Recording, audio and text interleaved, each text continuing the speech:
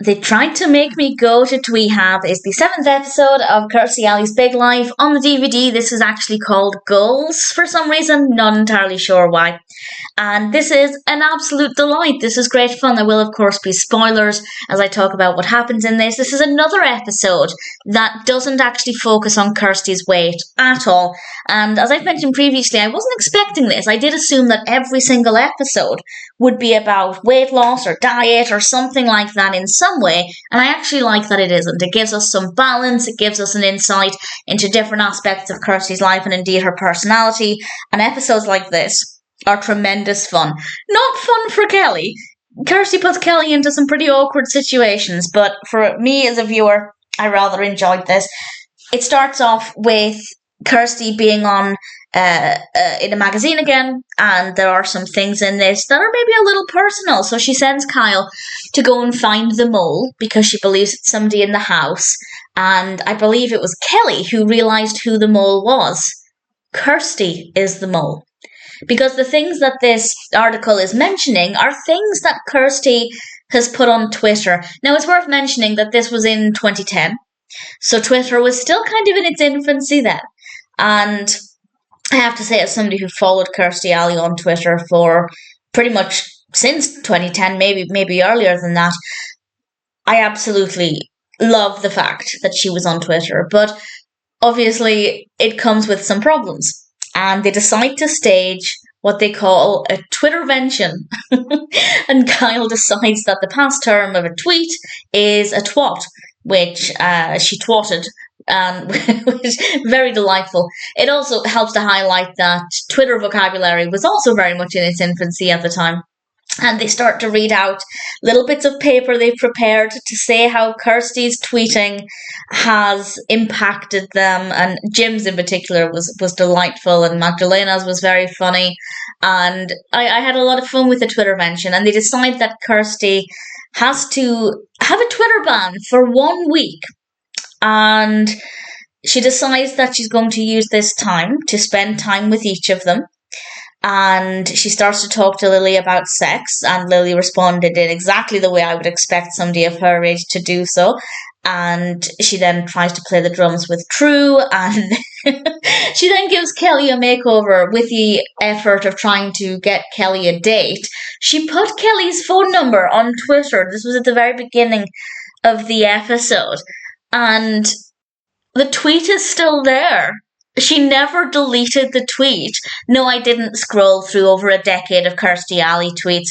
We actually get to see her composing the tweet in this episode, so I just searched her name with a bit of the text and it came up, and it is still there. And that's, well, it definitely helps to highlight that things like this, these dramatic moments in this documentary, are not fabricated. Kirstie Alley did think it was okay to tweet Kelly's phone number, which is tremendously awkward, and apparently Kelly had to get a new phone, and yeah, I don't blame her for that. I would absolutely do the same thing as well. And it's also the first time I've been on Kirstie Alley's Twitter in a very long time, which is a bit of an emotional experience. But back to the episode in question. She decides to then take Kelly to the dog park with the intention of finding her a date. And it made me laugh because Kyle said, and I quote, "Where do people even meet people?" And this was obviously in the days before Tinder. I just Googled it. I'm doing a lot of research for this one. Tinder came out in 2012, obviously would have taken a bit of time to gain popularity, but this was back in the day where if you wanted to meet somebody new, going to the dog park was a more viable option. And Kelly just looks so mortified throughout this episode, in fact. And I don't blame her. I would feel exactly the same way. We get a brief break from what is clearly trauma for Kelly to play frisbee with Magdalena, and then Kirstie takes Kelly to the grocery store. We have a lot of going out and about in this episode, which is quite unusual for this show, and I'm rather enjoying this. And there's one point where Kirstie, I think it's the bit where she was asking the guy about what cereal he likes, because why wouldn't she?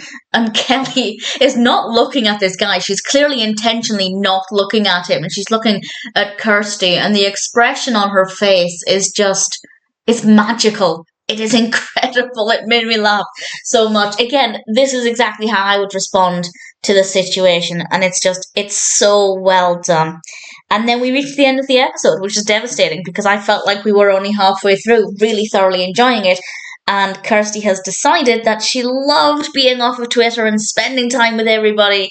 So she's going to make a plan of how she can spend an hour a day with each of them. And as she leaves, Magdalena calls out, 30 minutes with me will be fine, which was just adorable. I had so much fun with this one. And then we end with Kirstie realizing that Twitter is where she wants to be, and it's a nice way to end things. And as somebody who has followed Kirstie Alley probably since this time, I just checked, and my first ever Twitter interaction with Kirstie, by which I mean Kirstie replying to my tweet, was in December 2011. So at least as early as that, but probably significantly earlier. Can you tell I love her? She is very much meaning the world to me. And episodes like this are just so delightful. They're trying to make me go to Twee-hab, or Goals, apparently, according to the DVD, is a fabulous episode. Absolutely delightful. Truly, truly adored it.